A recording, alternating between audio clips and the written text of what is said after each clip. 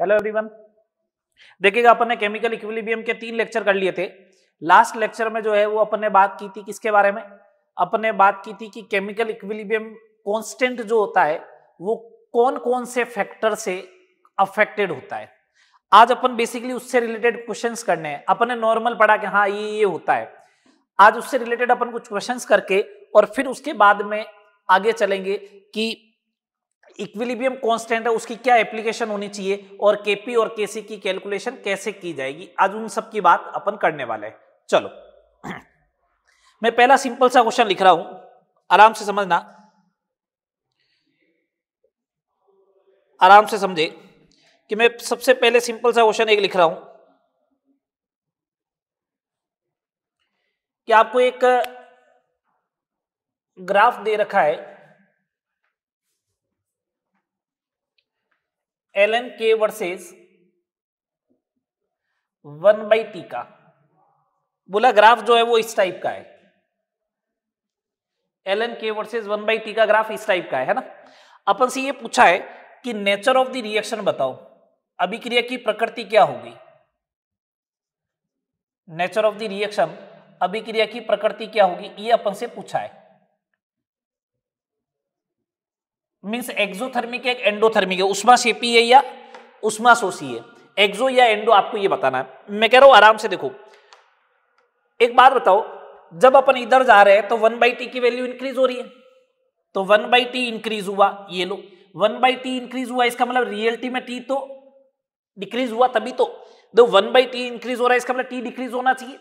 अगर t decrease होने पर k भी डिक्रीज हो रहा है, देखो ये k डिक्रीज ही तो हो रहा है, तो t डिक्रीज होने पे k डिक्रीज हो रहा है। एरो बताओ सेम डायरेक्शन में या अपोजिट डायरेक्शन में?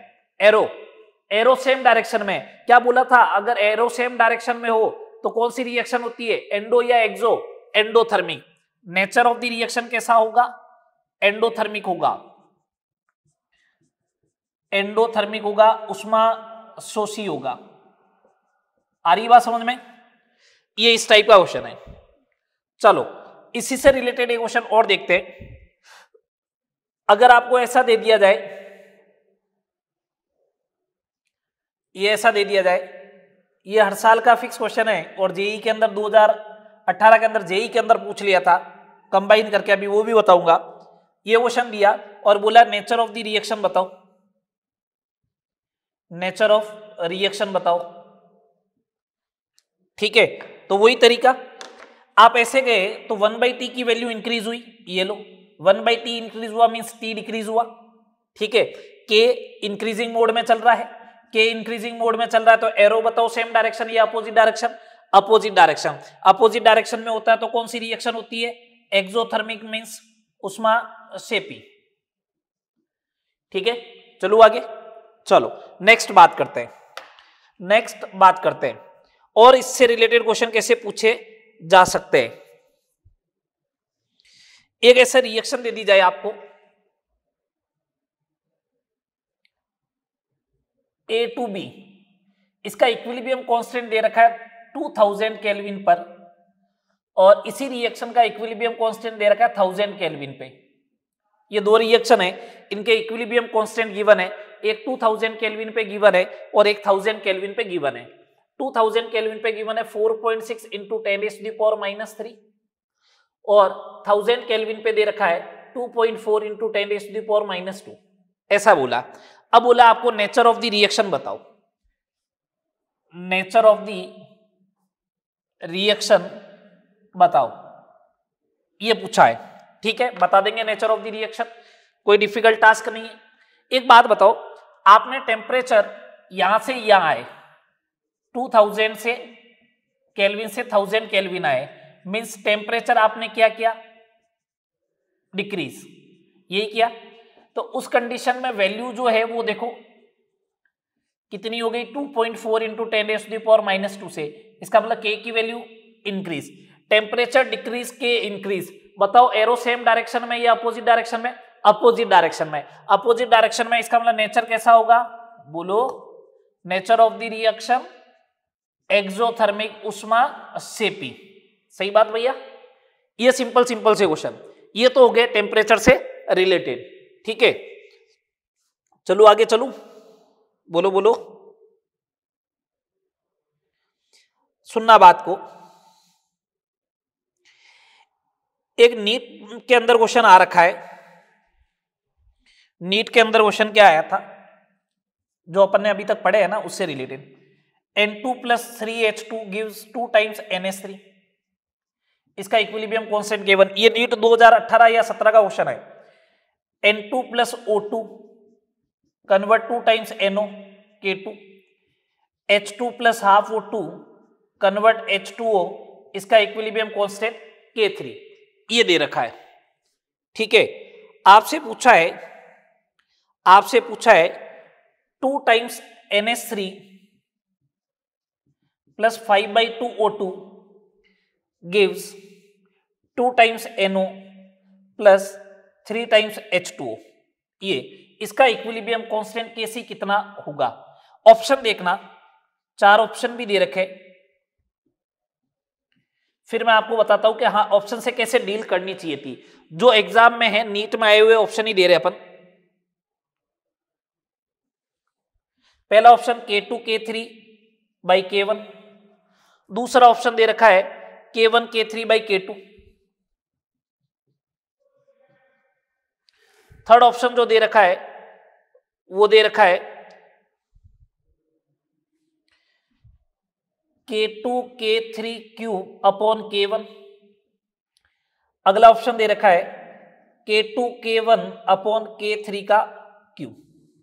आराम से समझना बात को। देखो पहले समझो, इस रिएक्शन, 3 रिएक्शन से ये रिएक्शन लाना, तो अब अपन को ये नहीं लिखना है कि इस रिएक्शन का K1 लिखा जाए ना, आप तो इस रिएक्शन का ऑब्जर्वेशन ढंग से देख लो। यहां पे क्या हुआ, 3H2O हुआ सबसे पहले, ये 3H2O हुआ, H2O ये था, इसका मतलब इस इक्वेशन को आप 3 से मल्टीप्लाई करोगे। अगर आपको लिखवाया हुआ इक्वेशन को अगर जितने से मल्टीप्लाई करोगे इक्विलिब्रियम कांस्टेंट पावर में चला जाएगा, तो K3 का क्यूब हो जाएगा। तो इस वाले में K3 का क्यूब आना चाहिए, ये आंसर नहीं होगा, ये आंसर नहीं होगा, first of thing. Second number, ammonia कौन सी डायरेक्शन में, इस साइड में आया, अभी कहां पे, यहां पे, इसका मतलब रिएक्शन को रिवर्ट करके देखना पड़ेगा। जैसे रिएक्शन को रिवर्ट करोगे तो इसका इक्विलिब्रियम कांस्टेंट 1/, हो जाएगा। तो अभी K1 है तो क्या हो जाना चाहिए, 1/K, बोलो, तो अपॉन में K1 आएगा, ये रहा अपॉन में K1, और K3 का आना चाहिए क्यूब, इसका मतलब आंसर क्या हो जाएगा, सी आंसर हो जाएगा। समझ में आई बात, आंसर क्या हो जाएगा, सी हो जाएगा। चलो आगे, चलो नेक्स्ट प्रॉब्लम देखे। एक और क्वेश्चन देखना इससे रिलेटेड ही, इसी से रिलेटेड एक क्वेश्चन और देखो।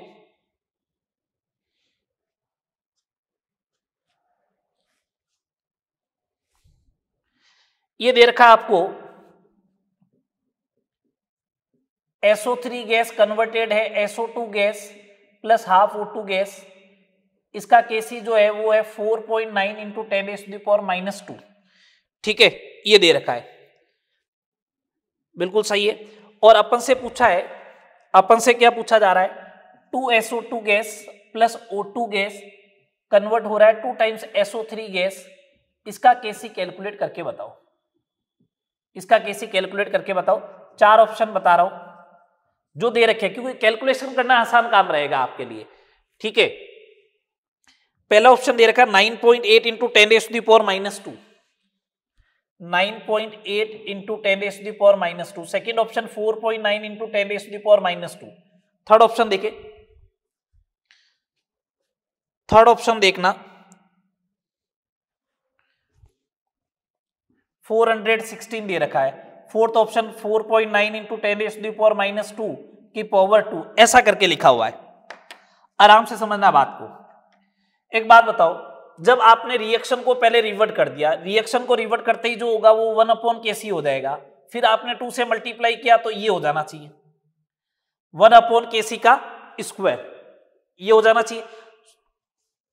सही बात बोल रहा हूं, बोलो भाई। ये फोर्थ ऑप्शन और थर्ड ऑप्शन सेम ही है ना, इसको नन ऑफ दिस कर दो, या इसकी कुछ वैल्यू होगी। 1/Kc का स्क्वायर होना चाहिए, इसका मतलब ये ऐसा होना चाहिए था।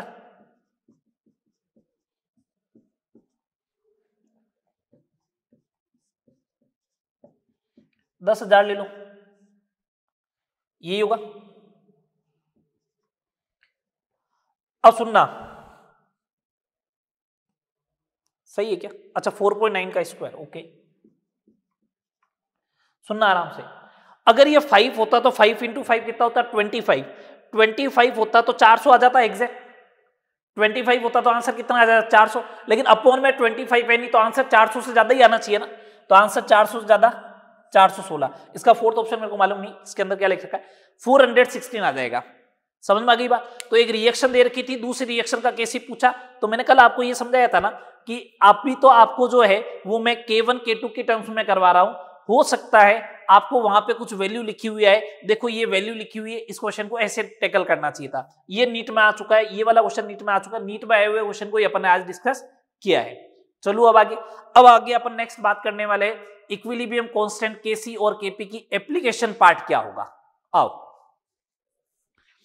एप्लीकेशन पार्ट पे बात करते हैं।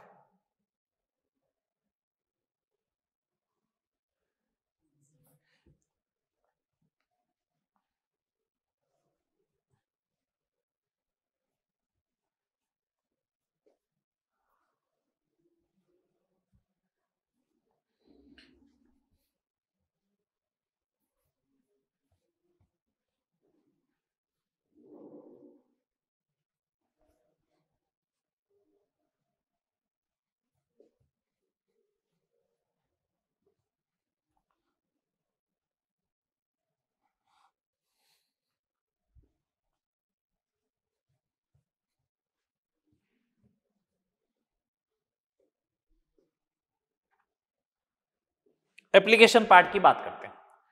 चलो आओ, एप्लीकेशन ऑफ इक्विलिब्रियम कांस्टेंट, अनुप्रयोग क्या होंगे इसके, एप्लीकेशन पार्ट क्या होगा।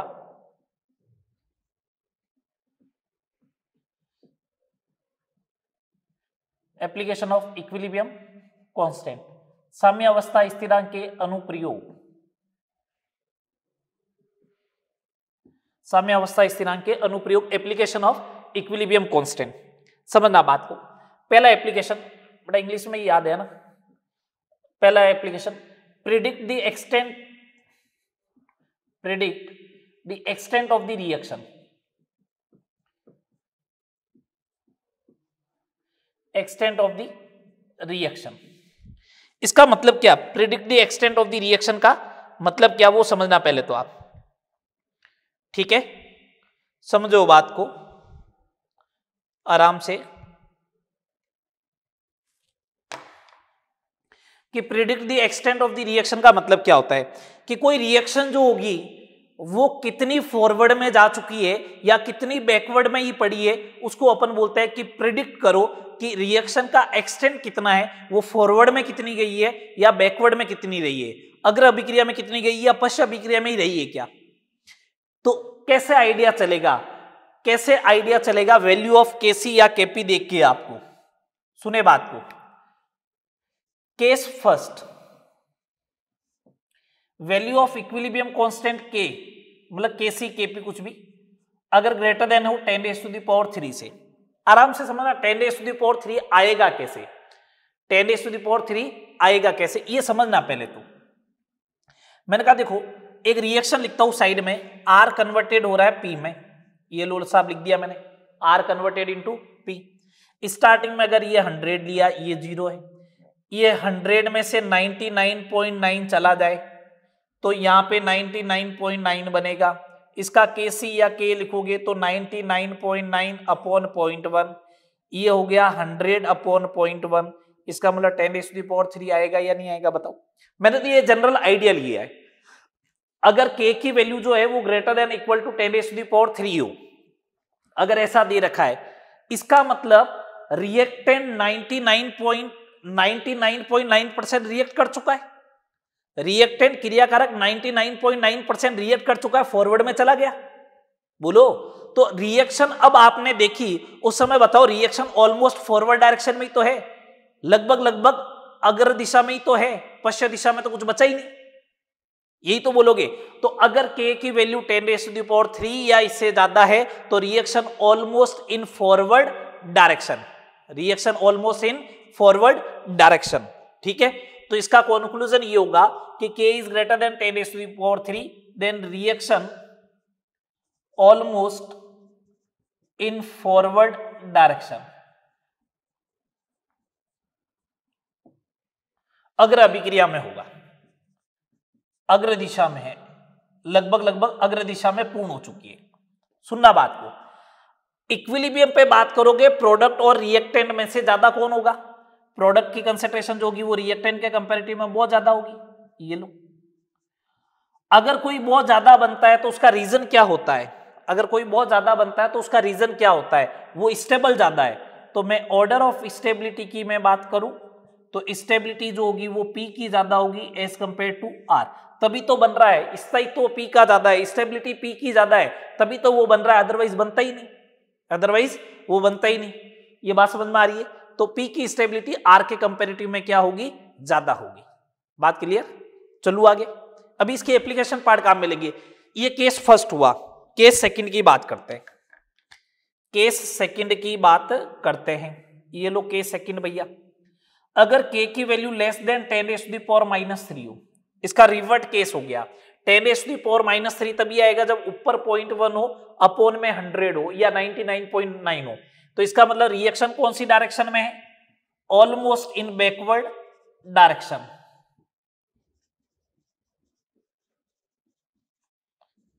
पश्चिम दिशा में है लगभग।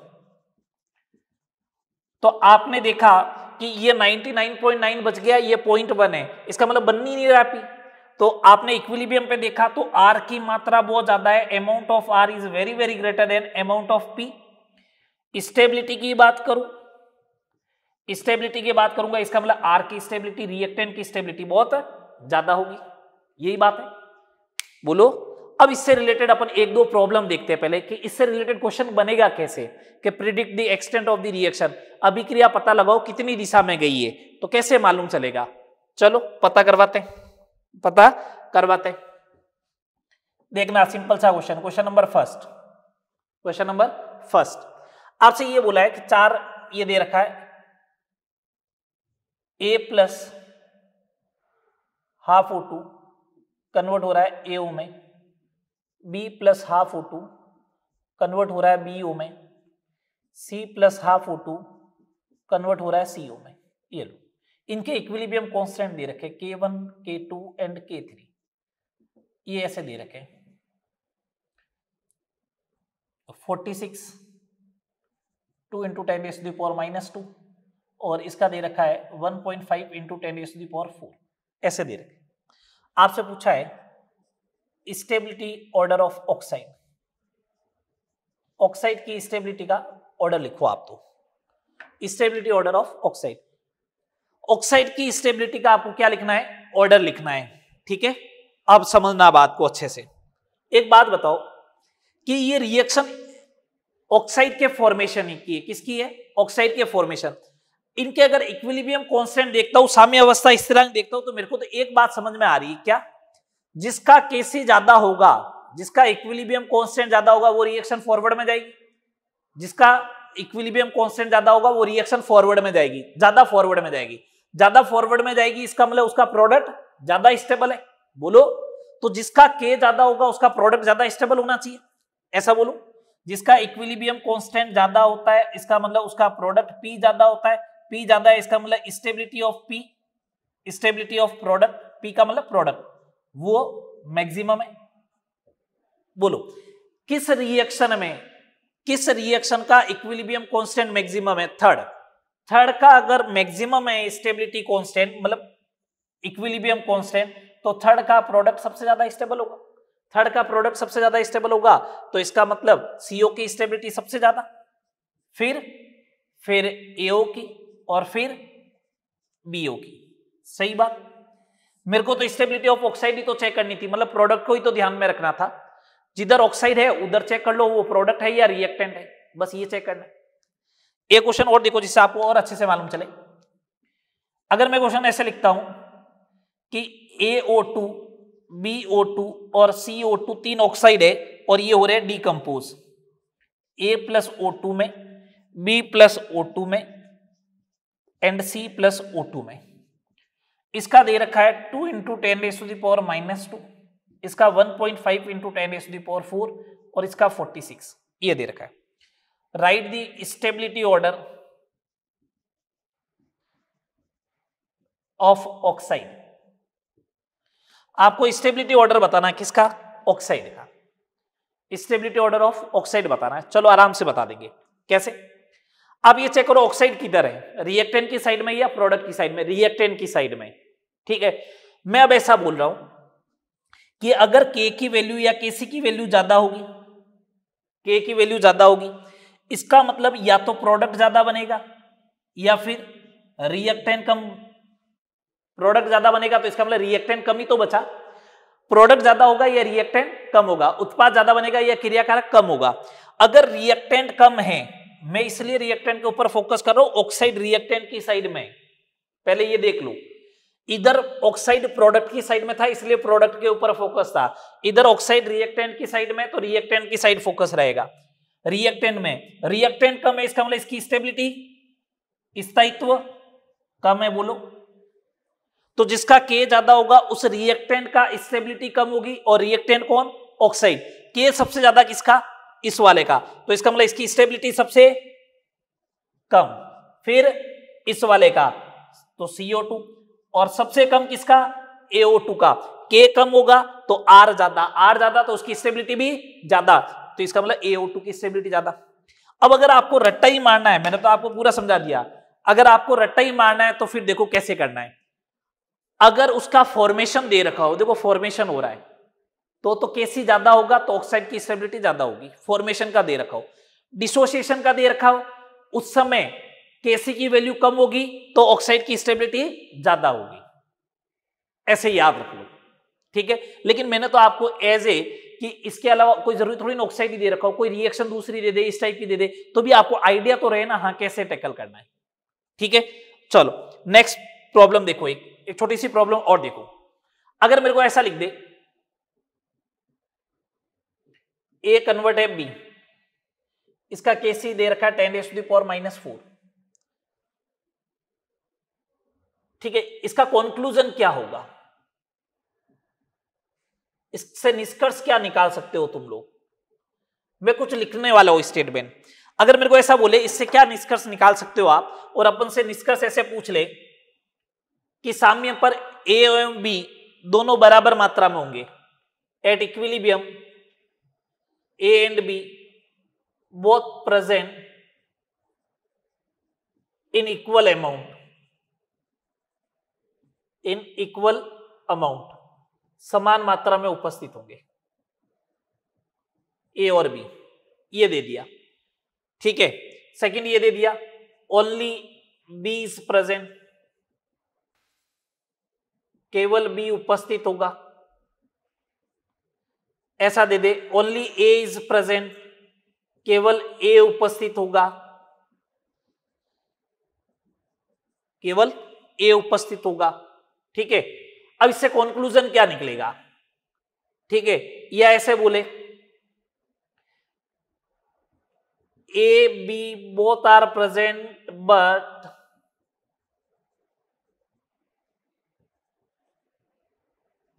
A is dominating, A एवं B दोनों प्रेजेंट है, A जो है वो अधिक होगा, ऐसे ऑप्शन लिखे हुए आ जाए, ठीक है। तो देखो क्या करना है,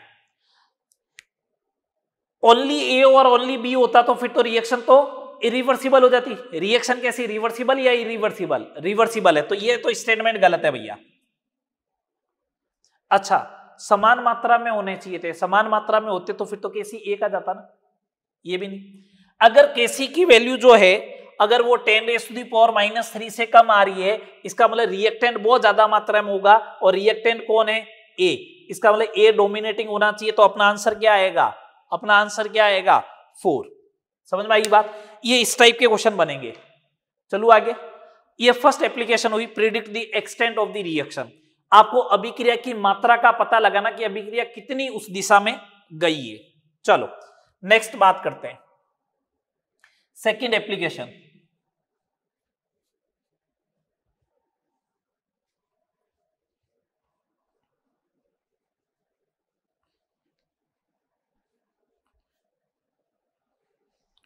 सेकंड एप्लीकेशन की बात करेंगे।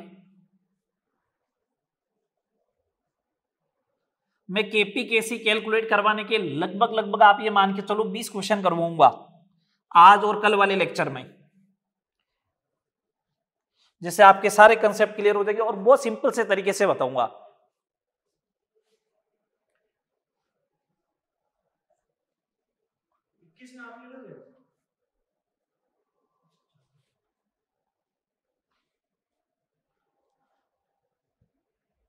ठीक है, चलो आगे, चलो सेकंड एप्लीकेशन की बात करते हैं।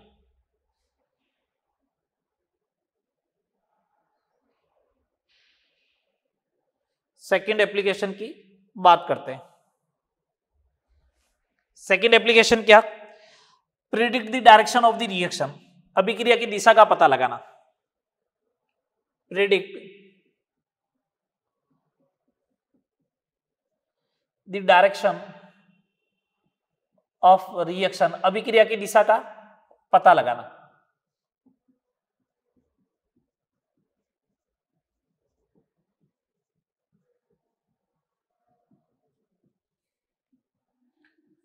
आपको यह प्रिडिक्ट करना है कि रिएक्शन की डायरेक्शन क्या होगी किसी पर्टिकुलर टाइम पे। सुनना बात को, सुने, दो चीजें होती है। केसी जो होता है वो प्रोडक्ट अपॉन रिएक्टेंट होता है, कहां पे? एट इक्विलिब्रियम, ठीक है। और इस केसी को अपन क्या बोलते हैं? Equilibrium constant. क्या बोलते हैं? Equilibrium constant. एक होता है Q, ये होता है P बाई आर। ये क्या होता है? P by R. बोलो, ये होता है Q बाई आर। इसको अपन बोलते हैं, इसको अपन बोलते हैं रिएक्शन। ये किसी पर्टिकुलर टाइम पे, at any time, at any time, कहीं भी। हिंदी में मैं बोलूं कहीं भी कभी भी, सिंपल सी बात है, कहीं भी कभी भी। इससे ऐसे याद रखो, एनी टाइम वगैरह याद नहीं रहे, कहीं भी कभी भी खड़े हो तो वो क्यू डिफाइन होगा। इसको अपन बोलते हैं क्यू को रिएक्शन कोएफिशिएंट, रिएक्शन कोएफिशिएंट बोलते हैं, ठीक है। अभिक्रिया गुणांक बोलेंगे, रिएक्शन कोएफिशिएंट। फर्क क्या है दोनों में? ये P बाई आर है, ये भी P बाई आर है। जैसे केसी कैलकुलेट करते हैं वैसे के वैसा क्यू भी कैलकुलेट करना है, लेकिन बेसिक डिफरेंस ये है कि केसी तो इक्विलिब्रियम पे ही डिफाइन होगा, क्यू किसी भी पर्टिकुलर जगह पे। तो इसका मतलब ऐसा बोल दूं, आपने किसी पर्टिकुलर जगह पे कैलकुलेट किया तो वो क्यू हो जाएगा, लेकिन जैसे इक्विलिब्रियम पे कैलकुलेट किया तो क्यू खुद क्या बन जाएगा? केसी या केपी के बराबर बन जाएगा, ठीक है। एक बात ध्यान रखना, सबसे स्टेबल जो जगह है वो है इक्विलिब्रियम। सबसे स्टेबल जगह कौन सी है? इक्विलिब्रियम। तो वो तो चाहता है कि मैं कैसे भी करके इक्विलिब्रियम पे पहुंचूं, वो तो चाहता है कि मैं कैसे भी करके कहां पे पहुंचूं? इक्विलिब्रियम पे पहुंच जाऊं, ठीक है बात। तो आपको हमेशा मूव किसकी तरफ करना है? इक्विलिब्रियम की तरफ मूव करना है। अच्छा, एक बात सुनो, अगर मैं एक ग्राफ बनाता हूं, ये ग्राफ बनाता हूं तो एक्स एक्सिस पे अगर ऐसे जाता हूं, एक्स एक्सिस पे अगर ऐसे जाऊंगा तो वैल्यू इंक्रीज होगी या डिक्रीज होगी? सिंपल सी बात बोलो, सोचो अपने दिमाग में कि ऐसे जाऊंगा तो वैल्यू इंक्रीज होगी या डिक्रीज होगी? आप बोलोगे इंक्रीज होगी, बिल्कुल सही बात है। तो इंक्रीजिंग ऑर्डर रहेगा। तो अगर मैं ऐसा बनाऊं, सुने, ऐसा बनाऊं, ये इंक्रीजिंग है, इसका मतलब इसकी वैल्यू ज्यादा है, ये केसी है और ये क्यू है। क्यू का मतलब किसी पर्टिकुलर टाइम पे, इसका मतलब आप यहां पे खड़े हो, आपको जाना किधर है? इक्विलिब्रियम। इक्विलिब्रियम कहां पे आता है? जहां पे केसी होता है। इसका मतलब आप यहां पे खड़े हो, यहां पे आपको जाना है, तो आप ऐसे गए, ऐसे गए तो डायरेक्शन बताओ, डायरेक्शन बताओ। फॉरवर्ड, अग्र दिशा में जाएगी। इसका मतलब केसी अगर ज्यादा होगा क्यू से तो रिएक्शन फॉरवर्ड में अग्र दिशा में जाएगी, ठीक है। अब सुनना बात को, ऐसा हुआ, केसी इधर है, क्यू इधर है। इसका मतलब अब आप कहां पे खड़े हो? यहां पे खड़े हो। अब अगर आप यहां पे खड़े हो, आपको जाना इक्विलिब्रियम की तरफ है, तो आप ऐसे जाओगे, आप ऐसे जाओगे तो इसका मतलब रिएक्शन कौन सी डायरेक्शन में गई? बैकवर्ड में गई। तो बैकवर्ड में कब जाएगी? जब क्यू इज ग्रेटर देन केसी होगा। बोलिए, थर्ड केस में अगर ये दोनों बराबर हो जाए, बराबर होगा तो लेवल बराबर होगा, ये क्यू ये केसी, तो क्या आपको कभी मूवमेंट करना पड़ेगा क्या? नहीं। अगर क्यू बराबर केसी होगा इसका मतलब आप कहां पे खड़े हो? साम्य पे ही खड़े हो, आप इक्विलिब्रियम पे ही खड़े हो। बस ये इसकी एप्लीकेशन है। अच्छा, तो सर डायरेक्शन से रिलेटेड क्वेश्चन पूछेगा बस आपसे क्या पूछेगा? एक आपको कोई डेटा दे रखा होगा और पूछेगा बताओ डायरेक्शन क्या है। जैसे मैं एक सिंपल सा क्वेश्चन लेता हूं,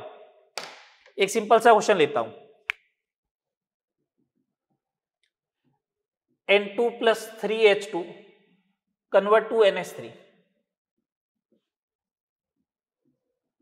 इसका केसी जो है वो है 4। केसी कितना है? 4। पर्टिकुलर टाइम पे, किसी समय पर, इक्विलिब्रियम नहीं है, पर्टिकुलर टाइम पे इसका 1 मोल है, इसका 4 मोल है और इसका 2 मोल है। कौन से लीटर में? 2 लीटर के कंटेनर में। वॉल्यूम कितना है? 2 लीटर। वॉल्यूम कितना है? 2 लीटर, है ना, 2 लीटर। तो सुनना बात को, अब पूछेगा कि बताओ डायरेक्शन ऑफ द रिएक्शन क्या होगी, अभिक्रिया की दिशा क्या होगी इस पर्टिकुलर टाइम पे। तो मैंने कहा ये काम करो, क्यूसी कैलकुलेट कर लो आप। तो क्यू क्या होगा? अमोनिया का एक्टिव मास सक्रिय द्रव्यमान का स्क्वायर अपॉन N2 का और H2 का क्यू। अच्छा, अमोनिया का कितना होगा? 2 मोल है, अपॉन आयतन कितना है, वॉल्यूम कितना? 2। ये लो, N2 का 1 डिवाइड बाई 2, H2 का 4 डिवाइड बाई 2 का क्यूब, ये हो गया 1 अपॉन 1/2 इंटू 2 का क्यूब 8, ये हो जाएगा 4, 1/4 आ गया, 1/4 क्यूब।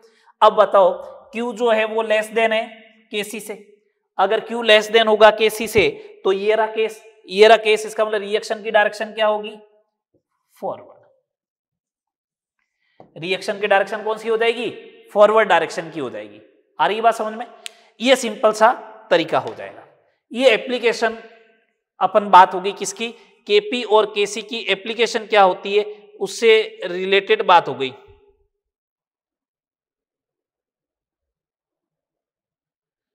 ठीक है, चलो आगे बात करते हैं।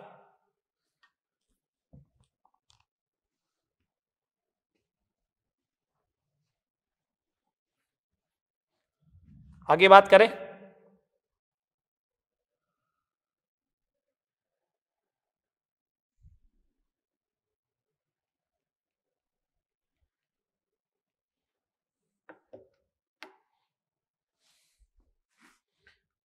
अब अपन बात करेंगे calculation of KP and KC. Calculation of KP and KC की।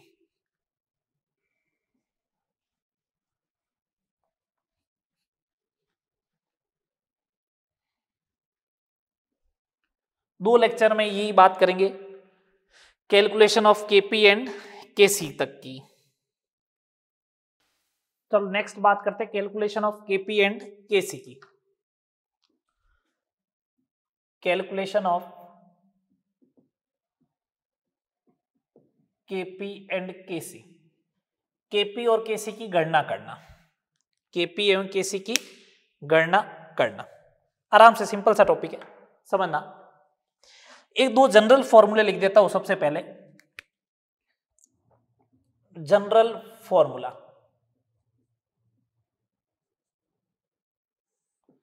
केसी का जनरल फॉर्मूला क्या होगा? किसके मोल? नंबर ऑफ मोल्स किसके? प्रोडक्ट के, upon number of moles reactant के। एन का मतलब नंबर ऑफ मोल्स, प्रोडक्ट के मोल अपॉन रिएक्टेंट के मोल। अगर स्टोइकियोमेट्रिक कोफिशिएंट है तो वो भी लगा देना, है ना, पावर में, इंटू 1/v की power delta n. Delta n का मतलब तुम लोग समझते ही हो, डेल्टा एन का मतलब तुम लोग समझते ही हो। सिमिलर वे में KP is equal to number of moles of product upon number of moles of reactant into pressure की power delta N upon total moles की पावर डेल्टा एन। ये टोटल प्रेशर है, इस बात का भी ध्यान रहे। ये जनरल फॉर्मूले हो गए। मैं इनमें टर्मिनोलॉजी में पी टोटल का मतलब टोटल प्रेशर एट इक्विलिब्रियम, साम्य पर कुल दाब, है ना। एनटी का मतलब टोटल मोल्स एट इक्विलिब्रियम, साम्य पर कुल मोल। ठीक है बात, समझना अब आराम से इस बात को, अपन इसको समझते हैं, इस टॉपिक को आराम से समझो। ये दे रखा केसी केपी। अब अपन जनरलाइज क्वेश्चन स्टार्ट करते हैं। मैं क्वेश्चन के थ्रू ही बात करूंगा। मैंने कहा ना, पहला क्वेश्चन, अगर आपको बोला H2 के A मोल है, I2 के A मोल है, V लीटर का कंटेनर है, पात्र का आयतन कितना है, V लीटर है। आपको बोला कि X मोल H2 डिसोसिएट हो जाता है, वियोजित होता है, कहां पे, इक्विलिब्रियम पे, एट इक्विलिब्रियम। साम्य पर X मोल H2 वियोजित हो जाता है, तो अपन को बोला H2 plus I2 convert to HI का Kc एंड Kp ज्ञात करो।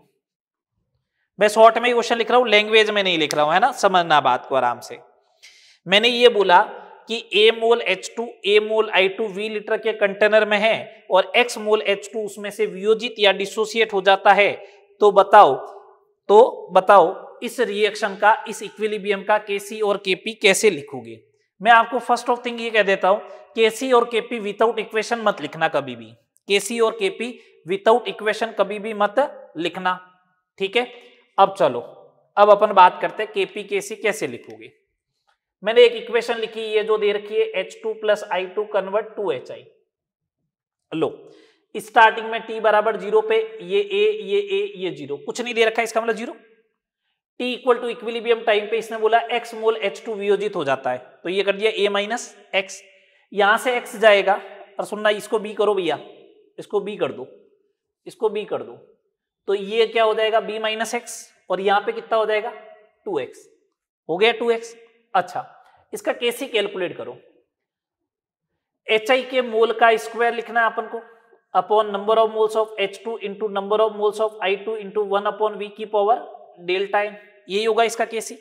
चलो, Kc is equal to HI के मोल का स्क्वायर 2x का स्क्वायर अपॉन H2 का a माइनस एक्स, इसका b minus x into 1 by V. Delta n कितना है, 2 में से इधर भी 2, 0, तो Kc is equal to 4x square upon a minus x into B minus x, ये आएगा। Kc is equal to 4x square upon a minus x into B minus x हो जाएगा। बोलिए, बोलो भैया, आ जाएगा। चलो आगे, ये Kc हो गया, ये Kc हो गया। चले आगे। अब एक बात बताओ मेरे को, एक बात बताओ कि जब ये रिएक्शन है तो इसका डेल्टा Ng अगर 0 है, तो डेल्टा Ng अगर 0 होगा तो Kc और Kp बराबर, तो ये Kp भी होगा, Kc भी होगा। ये इस रिएक्शन का Kc भी होगा और Kp भी होगा। बोलो, होगा या नहीं होगा? ये इस रिएक्शन का Kp और Kc दोनों हो जाने चाहिए ना। बोलिए, आ गया समझ में ये क्वेश्चन? चलो आगे, चलो सेकंड नंबर क्वेश्चन की बात करते हैं। अब अपन सेकंड नंबर क्वेश्चंस की बात करते हैं।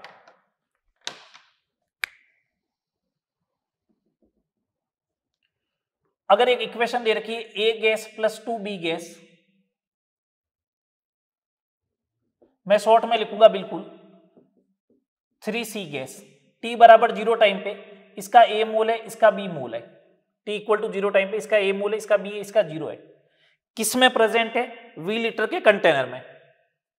v लीटर कंटेनर, ये साइड में लिख रहा हूं। Eight equilibrium x mole b dissociated, Kp और Kc कैलकुलेट करना है। x मोल क्या हो गया? b डिसोसिएटेड हो गया। आराम से समझना। एक बात बताओ, एक बात बताना, v लीटर का कंटेनर है, इक्विलिब्रियम पे x मोल b डिसोसिएटेड हो गया, यही बात हुई। तो सुनना, पहले डेल्टा Ng चेक कर लो। डेल्टा Ng कितना है इसका? 0। डेल्टा Ng 0 है तो वॉल्यूम का कोई रोल नहीं, Kc और Kp बराबर। चलो ठीक है। इक्विलिब्रियम जब आया तो इसने कहा b माइनस एक्स हो जाएगा, ठीक है। तो आपको मालूम होगा यहाँ पे a माइनस एक्स बाई 2 होना चाहिए और यहाँ पे 3x बाई 2 आएगा। बोलो, 3x/2 आएगा।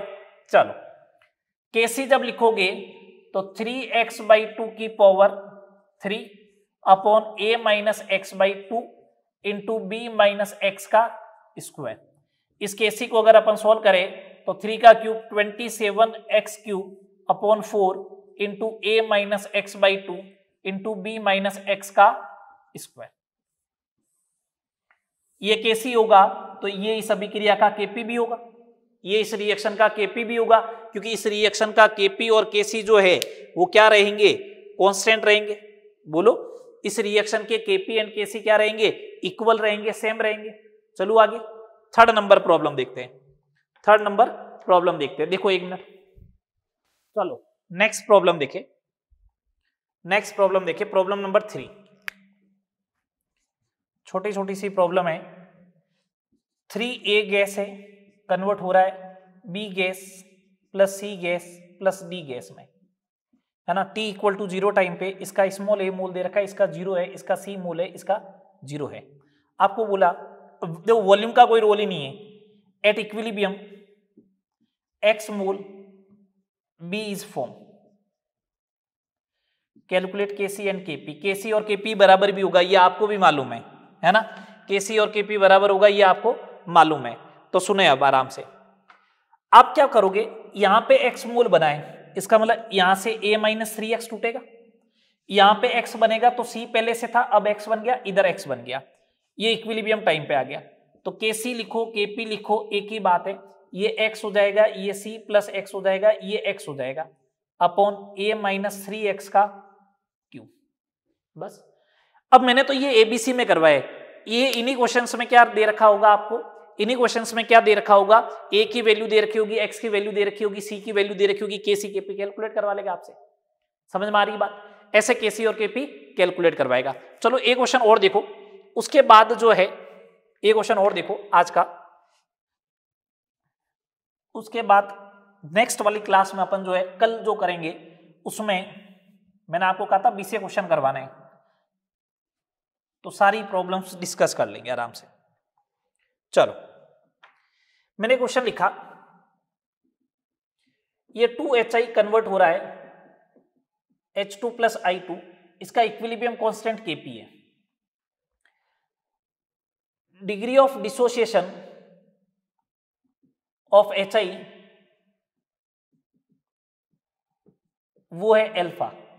HI का वियोजन की कोटि जो है वो अल्फा है, तो alpha in terms of KP क्या होगा, केपी के पदों में अल्फा को लिखना है। Means alpha is equal to क्या होगा, और उस सामने वाली साइड में ओनली फॉर क्या हो, केपी हो। समझे आराम से पहले इस क्वेश्चन को। ये 2HI है, कन्वर्ट हुआ H2 प्लस I2। आपके मर्जी है जितने मोल लिखो, मेरे को कोई फर्क नहीं पड़ता है, एक मोल लिख रहा हूं, इधर 0 0। एक बात बताओ, T equal to equilibrium time पे ये 1 माइनस अल्फा होगा, क्योंकि डिग्री ऑफ आयोनाइजेशन या डिग्री ऑफ डिसोसिएशन जो होता है वो एक मोल में से, तो एक मोल में से तो अल्फा ही टूटेगा, तो यहाँ पे अल्फा/2, यहाँ पे अल्फा/2।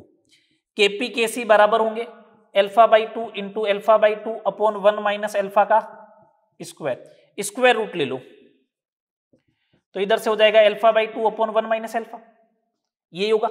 ये 2 times root KP is equal to alpha upon 1 minus alpha.